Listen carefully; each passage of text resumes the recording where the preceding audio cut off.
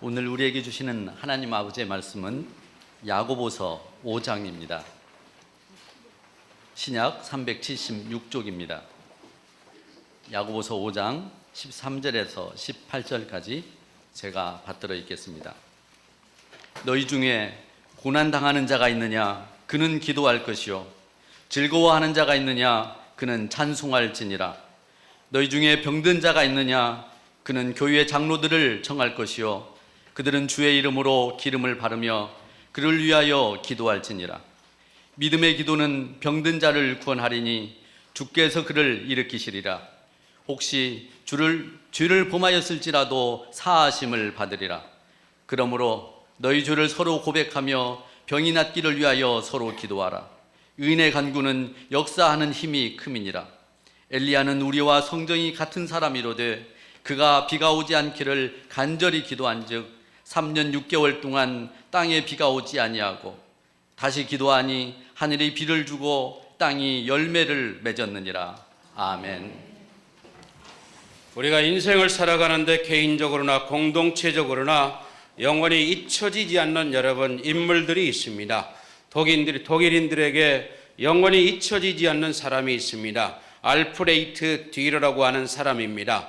이는 뉘른베르크 출신으로 여러분 르네상스 시대의 대표적인 화가이자 조각가입니다. 그는 독일이 유럽연합에 가입하기 이전에 독일 화폐에 그려져 있던 유명한 인물입니다. 그가 남긴 작품은 수없이 여러분 많이 있지만 기도하는 손이 가장 여러분 대표적인 작품입니다.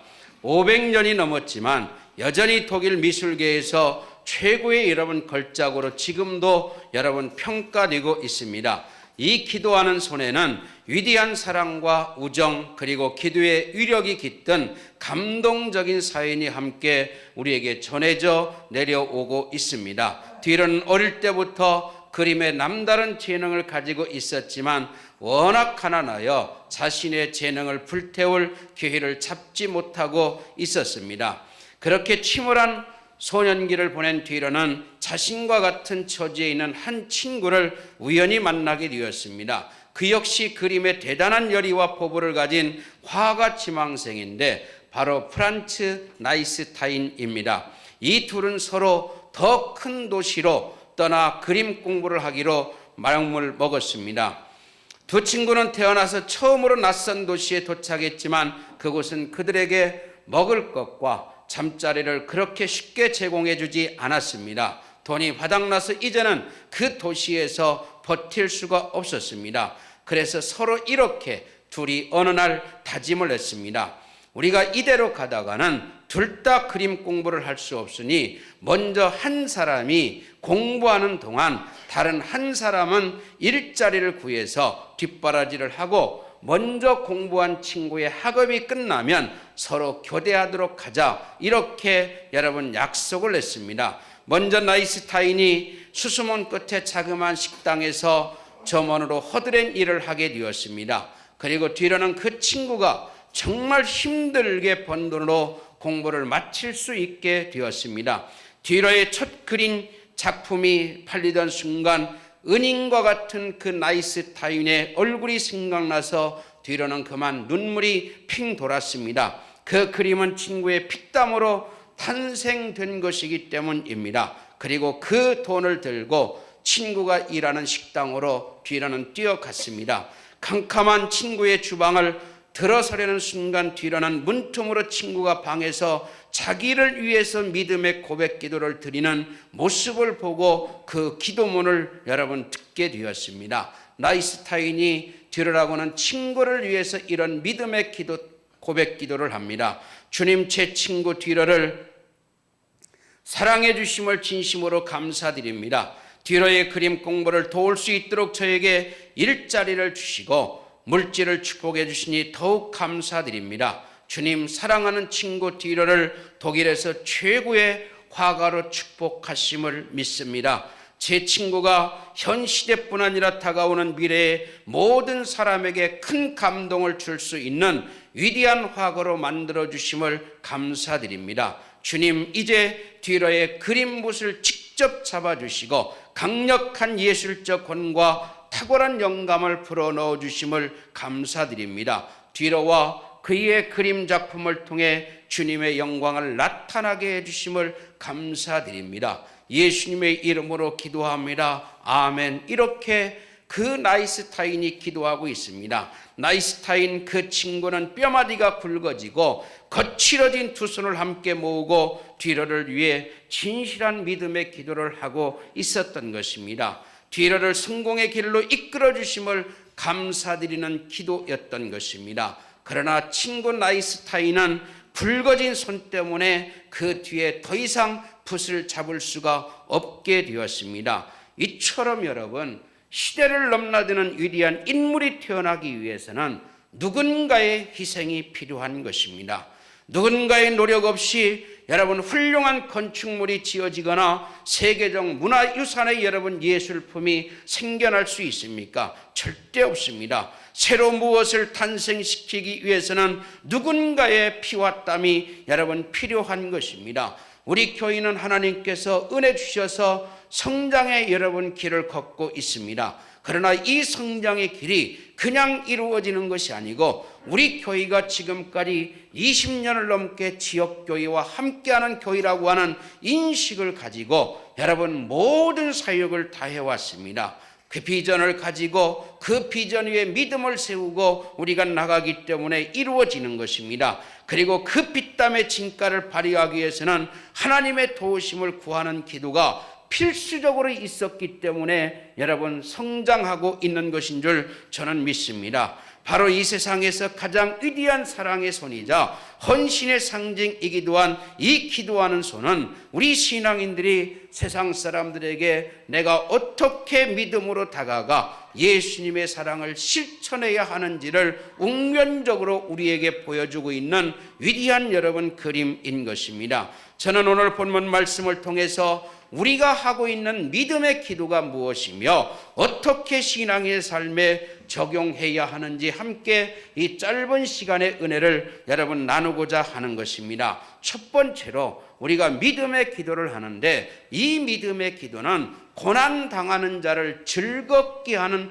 능력이 있습니다. 고난당하는 자를 즐겁게 하는 능력이 있습니다. 여러분 우리가 읽은 말씀이 야고보서입니다. 이 야고보서는 예수 믿는 사람들에게 행함과 신앙을 여러분 동시에 강조하고 있습니다. 믿음과 행함을 강조하면서 행함이 없는 믿음은 죽은 믿음이라고 여러분 못 받고 있습니다. 우리가 의롭다함을 얻은 것은 여러분 믿음으로만 아니라 행함이라고 야고보 사도는 강조하고 있습니다. 사도 바울은 물론 우리가 예수 그리스도를 믿음으로 의롭게 되었다고 칭의를 여러분 말하고 있습니다. 여기에서 믿음과 행함이라고 하는 것은 서로 여러분 대립되는 것이 아니라 상호 보완적이 되어서 우리의 삶을 하나님의 영광을 더 세워주는 것입니다. 어리석은 사람들이 신앙만을 중시하고 행위를 경시하는 것을 여러분 경계하는 것입니다. 행함이 없는 믿음이 교회나 우리 개인의 삶에 무익하다는 것을 여러분 말하는 것입니다. 그래서 야고보서 2장 24절에 이로 보건대 사람이 행함으로 의롭다 하심을 받고 믿음으로만 아니니라. 예수 믿는 사람들에게 행함이 없는 신앙은 여러분 죽은 것입니다. 우리의 신앙이 실제적인 면에서 행하지 않으면 진실도 아니고 가치도 없다는 것을 여러분 강조하는 것입니다. 그래서 오늘 본문 13절입니다. 너희 중에 고난당하는 자가 있느냐? 그는 기도할 것이요 즐거워하는 자가 있느냐? 그는 찬송할지니라. 여러분 우리는 이 세상을 살아가면서 고난을 여러분 당하고 있습니다. 아무도 여러분 이 고난을 원하는 사람은 우리 가운데나 교회 밖에도 없지만 여러분 우리에게 밀어 닥치고 달려오는 것이 여러분 고난인 것입니다. 이 고난은 여러분 차별이 없습니다. 가난한 자나 부유한 자나 유식한 자나 무식한 자에게나 고난은 항상 밀려오고 있습니다. 이 고난에는 여러 종류가 있습니다. 육체적인 고난도 있고 정신적인 고난도 있고 여러분 민족적인 고난도 있고 세계적인 천재지변이라고 하는 고난이 있습니다. 이 자리에 오신 성도님 여러분 중에 어떤 종류의 고난이든지 고난을 당하지 않는 분은 이 자리에 단 한 분도 없습니다. 그러나 예수 믿는 사람들은 여러분 고난에서 승리하신 예수님이 나와 함께 하심을 여러분 믿어야 되는 것입니다. 예수님의 인생을 요약하면 탄생과 십자가의 죽음과 부활과 승천과 여러분 재림입니다. 이 삶은 우리에게 승리의 삶과 열매 맺는 삶을 주기 위해서 예수님이 이 땅의 사람의 몸을 입고 이러한 삶을 여러분 사셨던 것입니다. 예수님께서 자기의 이 은혜를 나누어 주기 위해서 유일하게 세우신 공동체가 여러분 교회입니다. 그래서 교회를 예수 그리스도의 몸이라고 여러분 정의합니다. 이 교회에 예수의 지체가 된 성도가 여러분 누구입니까? 우리입니다. 성도는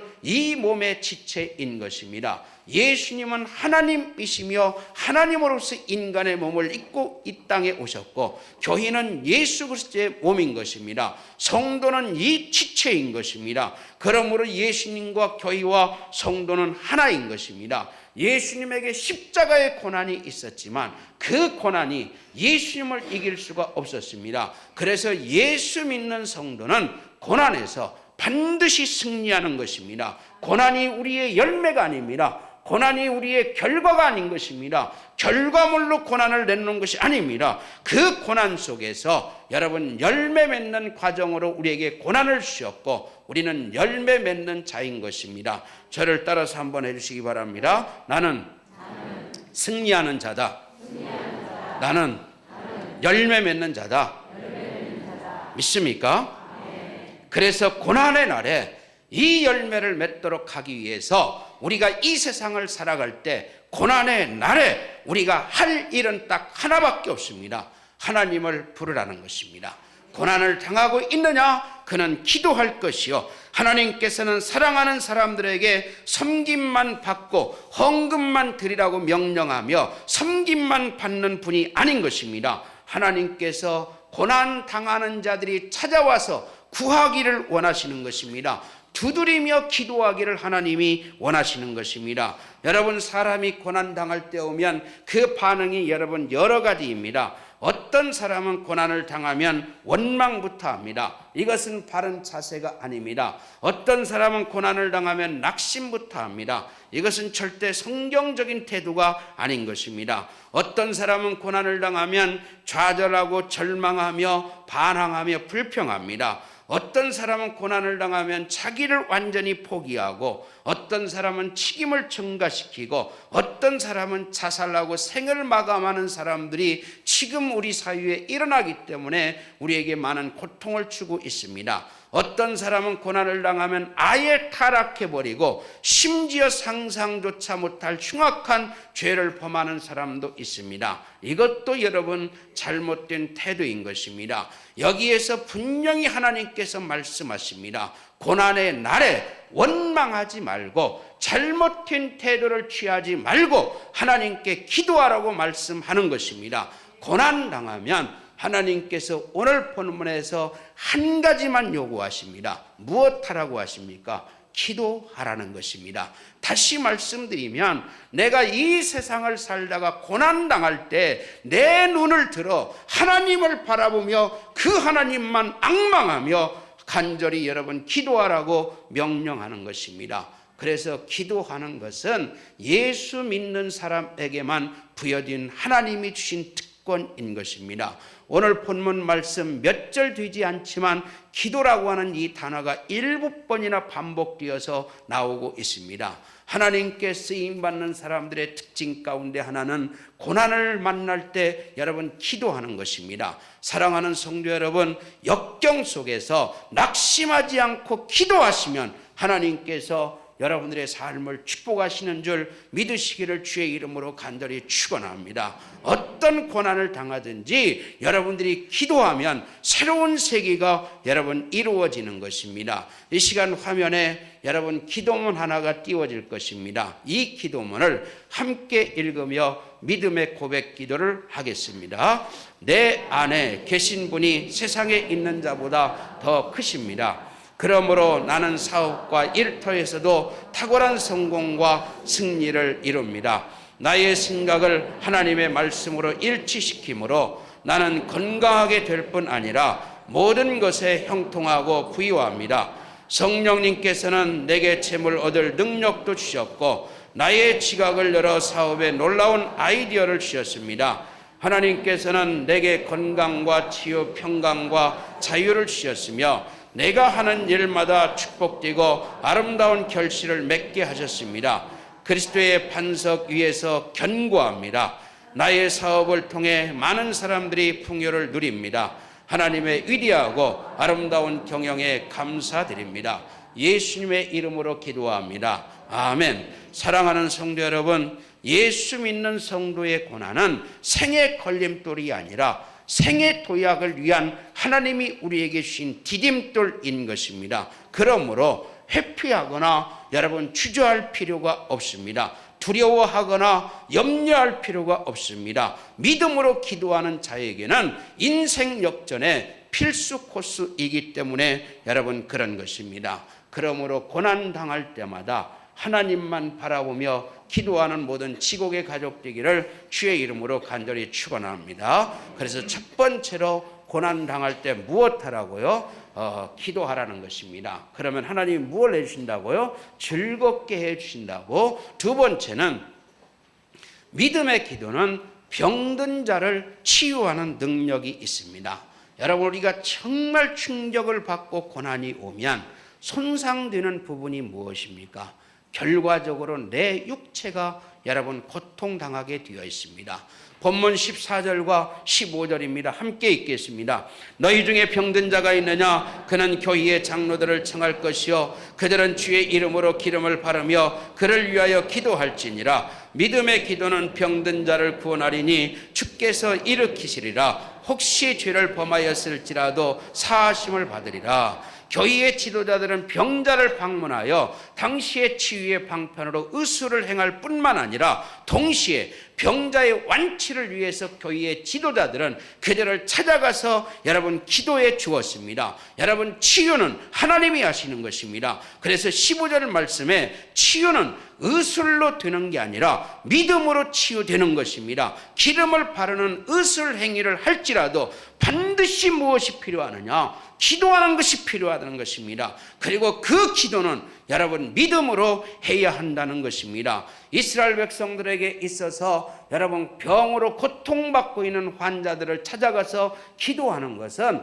오랫동안 내려오는 전통이었습니다. 성경에 보면 지금부터 2700년 전 히스기야 왕이 병이 들었을 때도 이사야 선지자가 찾아가서 제일 먼저 한 게 무엇입니까? 기도해 주었던 것입니다. 열왕기하 20장 1절입니다. 그때 히스기야가 병들어 죽게 되매 아모스의 아들 선지자 이사야가 그에게 나아가서 그에게 이르되 여호와의 말씀이 너는 집을 정리하라. 내가 죽고 다시 살지 못하리라. 당시에 여러분 여러 가지 상황으로 오면 히스기야 왕이 반드시 살아 있어야 됐습니다. 그래서 이사야 선지자가 너 죽는다는 것입니다. 그래서 이사야 선지자가 그 히스기야 왕을 끌어안고 히스기야 왕도 함께 벽을 향하여 기도하니까 그의 생명이 죽지 않고 15년 동안 여러분 연장된 사건을 여러분 우리는 너무 잘 알고 있습니다. 여러분 초대교회만큼 병자에 대하여 헌신적으로 돌봐준 교회는 역사상 여러분 드물 것입니다.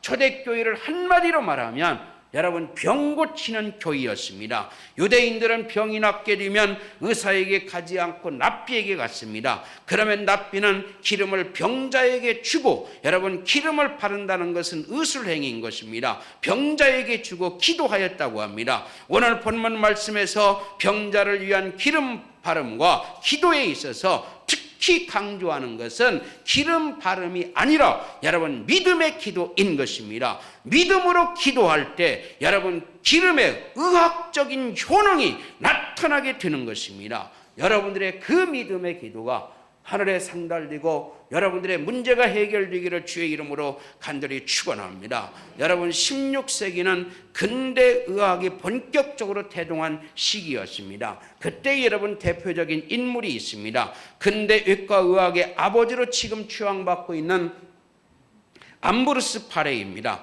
그는 프랑스 국왕의 여러분 시위를 4대에 걸쳐서 지냈고 전 유럽의 명성을 떨칠 만큼 여러분 얽힌 일화도 많이 있습니다. 당시에는 이발사가 의사를 겸할 만큼 의사가 여러분 천대받는 그런 시대였습니다. 그도 젊은 시절 프랑스 군대 이발사 겸 의사로 전쟁을 다니며 병사들을 치료했는데 그 당시에 절단 수술법은 끔찍하기 짝이 없었습니다. 이발사는 환자의 몸을 여러분 쇠사슬로 묶은 후에 톱망치 등 무지막지한 연장을 들고 최대한 빠른 시간 안에 부상자의 신체를 여러분 절단했습니다. 출혈을 멈추는 방법은 시뻘건 인두로 그냥 여러분 치지는 것이었습니다. 자르는데 30초, 총 작업 시간 3분 내에 해치워야 했습니다. 당시에 마취는 당연히 여러분 없었습니다. 19세기까지 마취가 없었습니다. 전쟁터 부상자는 더 끔찍해서 총상 부위에 끓는 기름을 부어서 소독을 했습니다. 정말 운이 좋아야 살아나던 그런 시대였습니다. 파레 역시 똑같은 방법을 썼는데 어느 날 부상자가 많아서 그만 여러분 준비한 기름이 떨어지고 말았습니다. 파레는 급한 대로 달걀 노른자나 식물성 기름 등을 아무렇게나 섞어 약이라고 속이고 여러분 전쟁터에서 부상당한 부상자들의 상처에 발랐습니다. 요즘 말로 용어로만 플래시보 효과를 여러분 기대했던 것입니다. 파레는 부작용이라도 나서 집단 사망이라도 할까 두려워서 뜬 눈으로 밤을 새우고 이튿날 웬걸 찾아가 보니 환자들의 상처도 곰지 않고 여러분 통증도 없었던 것입니다. 이 엉뚱한 시도가 여러분 지금 있는 고약을 여러분 발견하게 된 계기였던 것입니다. 파레는 혈관 결찰술 묶음술을 개발을 했습니다. 출혈을 막는 방법을 새롭게 여러분 개발을 했습니다. 파레는 무릎을 구부릴 수 있는 의족을 발명을 했습니다. 무릎 상부 보철을 인류 역사상 처음으로 여러분 개발을 했습니다. 파레는 의사로서 한평생 많은 환자를 돌보았는데 그때마다 그가 늘 입버릇처럼 하는 말이 있습니다. 파레가 세상 떠난 다음에 그의 묘비명을 이렇게 새겨놓았습니다. 정말 큰 은혜를 주는 말씀인 것입니다. 나는 상처를 싸매어 줄 뿐입니다. 상처를 고치시는 이는 하나님이십니다. 이 문구가 그의 묘비명에 새겨져 있었습니다. 사랑하는 성도 여러분, 치유에 있어서 결정적인 역할을 하는 것은 믿음의 기도인 것입니다. 그래서 15절에 믿음의 기도는 병든 자를 구원하리니 의술이 기술이 저를 일으키리라가 아니고 누가 일으켜요? 주께서 저를 일으키시리라. 주님께서 고쳐주시지 않는 한 어떤 방법도 효능이 없다고 하는 사실입니다. 여러분, WHO에서 앞으로 세계를 놓고 가장 염려하는 병이 여러분 우울증입니다. 정신의학 교과서에 이렇게 실려 있습니다. 우울증을 치료하는데 종교가 더 빠르다, 이렇게 기록해 놓았습니다. 의학 교과서에 기록된 말인 것입니다. 여러분, 아무리 명의가 있고 명약이 있더라도 믿음의 기도가 여러분 절대적으로 필요한 것입니다. 믿음의 기도는 우리의 모든 문제 해결을 여러분 주시는 것입니다. 마태복음 9장 20절로부터 22절에 보면 혈루증 앓는 여인이 나옵니다. 12년 동안 고통을 받았습니다. 여인으로서 그 고통은, 정신적인 상처는 말로 여러분 표현할 수가 없습니다. 저 같은 사람이 디스크를 6년 앓았는데 가장 젊을 때 앓았습니다. 심지어 어떤 때는 죽고 싶어서 약을 모은 적도 있습니다. 그러니 이 여인의 고통을 얼마나 했습니까? 결혼도 포기하고 친구도 떠나갑니다. 가족도 부모밖에 남지 않습니다. 형제도 돌보지 않습니다. 그런데 이 12년 동안 알아오던 병을 안고 있던 이 여인에게 예수님에 대한 소식이 들려왔던 것입니다. 예수가 있는데 그분이 구원자란다. 그분이 환자를 치유하더란다. 중풍병자를 일으키고 예수님에 대한 소식을 들었습니다. 이 소식을 듣고 이 여인의 마음속에서 믿음이 일어나는 것입니다. 내가 그 예수의 겉옷만 만지면 구원을 받겠다는 마음에 확신이 들어오는 거야. 그래서 이 예수님이 자기 마을에 오기를 위해서 기도했던 거예요. 그래서 정말 이 여인이 정말 예수가 왔을 때 예수님께서 이 여인의 믿음을 보시고 한마디 하십니다. 내 믿음이 너를 구원하였다. 내 안수가, 내 능력이 너를 구원한 게 아니고 내 믿음이 너를 구원하였다. 그 즉시 이 여인은 몸이 치유받고 구원받았던 것입니다. 여러분, 믿음의 기도는 치유의 역사인 것입니다. 믿음의 기도는 하나님의 능력을 지금 현실로 이루는 것입니다. 믿음은 모든 면에서 결과를 가져오는 것입니다. 치유 기도를 할 때 먼저 하나님께서 병을 낫게 해주시라는 이 믿음을 갖는 것이 중요한 것입니다. 그리고 끝까지 포기하지 말고 여러분 결과를 모든 면에서 기도할 때 결과를 가져오게 되어 있습니다. 이 시간 저와 함께 여러분 믿음의 고백 기도를 다시 한번 기도문을 읽으면서 같이 기도하겠습니다. 주님께서 나의 질병과 질병의 고통까지 다 짊어지셨습니다. 내게 있는 질병과 증상은 불법임을 선포합니다. 예수의 이름으로 명한다. 모든 질병과 근원과 증상은 지금 당장 떠날지어다. 예수님께서 나의 모든 죄와 허물의 징계를 받았습니다. 예수님께서 나 대신 채찍을 맞았습니다. 예수님이 나의 평화가 되셨고 예수님이 나의 치유가 되셨습니다. 나는 육신적으로나 정신적으로 보호하심과 온전함을 누립니다. 질병에서 완전히 자유케 되었습니다. 믿습니까? 믿습니까? 예수님의 이름으로 기도합니다. 아멘. 언제나 건강과 축복의 삶을 사시기를 주의 이름으로 간절히 축원합니다. 본문 말씀에 병든 자의 기도가 또 하나의 결과를 가져오는 게 있습니다.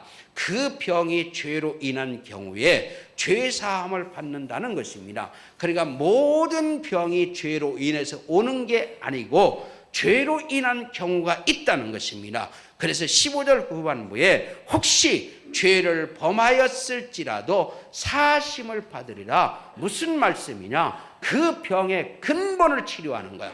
근원을 치료하신다는 것입니다. 병의 원인을 기계적으로 죄 때문이다라고 여러분 동일시할 수는 없습니다. 그러나 죄의 결과일 때는 그 병을 가져오는 죄사함을 받는다는 것입니다. 현상도 치료하고 여러분 근원도 치유하신다고 하는 사실입니다. 사랑하는 성도 여러분, 성도 간에 기도와 간구로서 죄가 사해지고 여러분들의 병이 낫게 된다고 하는 사실입니다. 오늘 본문 말씀 중에서 기도 중에 특별한 효력이 있는 것을 가리켜 의인의 간구는 역사하는 힘이 많이 있다라고 말씀하고 있습니다. 누가 기도하는 게 역사한다고요? 의인이 간구할 때 역사하는 힘이 많이 있다는 것입니다. 여기에서 의인이라고 하는 헬라어 단어는 티카이오스라고 하는 단어를 쓰고 있습니다. 의롭다고 인정함을 의미하는 단어인 것입니다. 믿음으로 말미암아 하나님으로부터 의롭다함을 얻은 사람을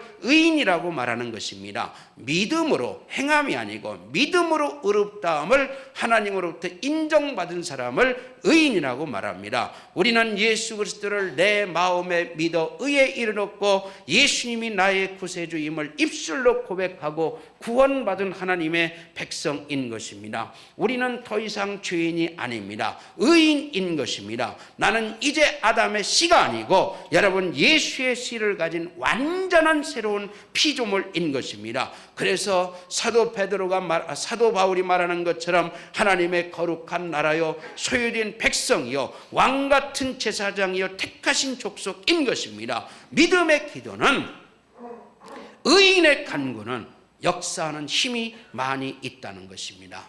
여러분, 내일부터 우리가 공동체적으로 함께 힘을 모아서 무엇을 하자고 했습니까? 기도하자는 것입니다. 기도의 능력을 체험하는 특세 기간이 되기를 주의 이름으로 간절히 축원합니다. 기도의 응답을 체험하기를 주의 이름으로 축원합니다.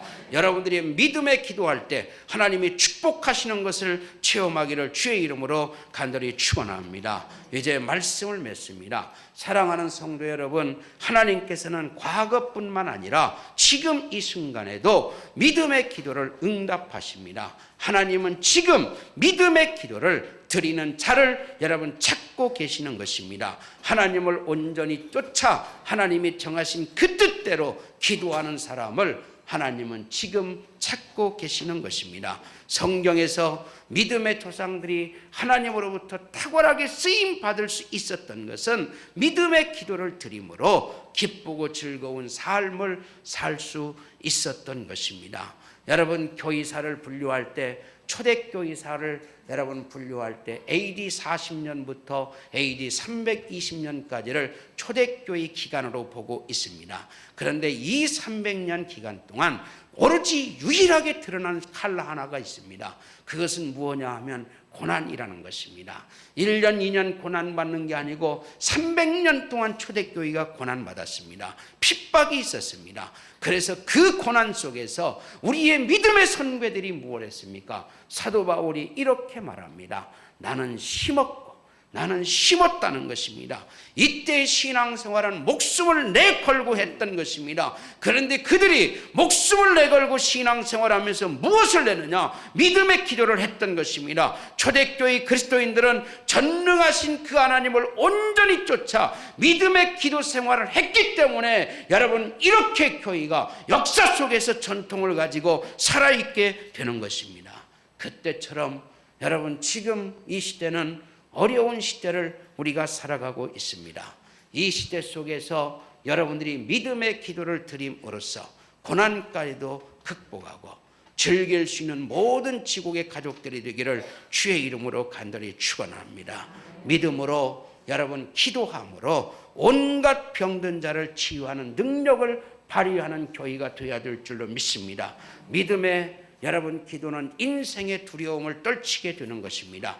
믿음의 기도는 환경의 어려움을 물리치게 되는 것입니다. 믿음의 기도는 악한 마귀의 공격을 여러분 물리치게 되는 것입니다. 믿음의 기도는 가난을 물리치고 온전한 축복을 받게 되는 것입니다. 그러려면 우리가 매일 영적 훈련에 집중해야 되는 것입니다. 그래서 이번에 여러분 기도 기간을 40일도 아니고 30일도 아니고 21일로 정했습니다. 어느 성도가 왜 이렇게 짧냐고, 기도를 더 많이 하고 싶은데 왜 짧냐고, 그분은 50일도 할 줄로 믿습니다.